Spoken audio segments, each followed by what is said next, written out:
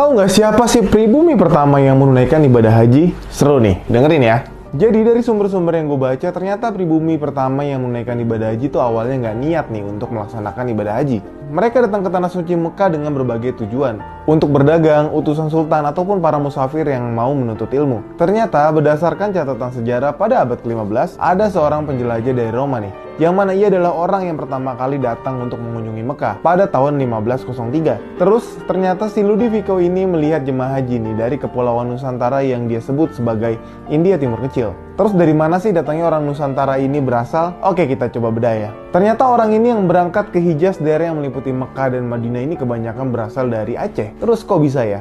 Karena pada masa itu hubungan Aceh dengan Turki Utsmani yang erat membuat Aceh mempunyai hubungan yang baik nih dengan Turki Utsmani. Loh, terus apa hubungannya Aceh sama Turki? Dulu tuh daerah Mekah dan Madinah di bawah kekuasaan Turki Utsmani nih. Sehingga orang-orang Aceh memanfaatkan kedekatan untuk meningkatkan hubungan politik dan perdagangan dengan Turki. Hubungan perdagangan ini yang lancar antara Aceh dan Turki ditandai dengan adanya armada perdagangan di Jeddah. Sehingga pada akhirnya pada tahun 1556 muncul titik terang nih terkait siapa orang Nusantara atau pribumi pertama yang berhaji, dan bukan cuma sekedar teori. Ada catatan berbahasa Portugis yang menyebutkan telah ada 5 kapal besar Aceh yang berlabuh di Jeddah nih.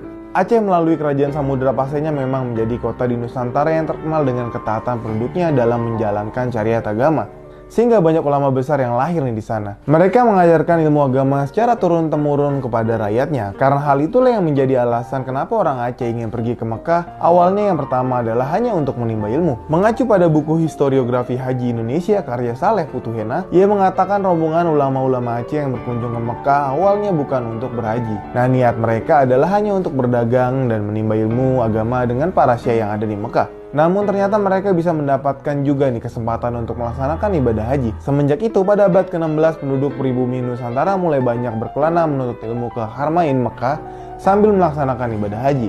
Dan mereka inilah yang kemudian dianggap sebagai angkatan perintis haji pertama di Indonesia. Jadi udah tahu kan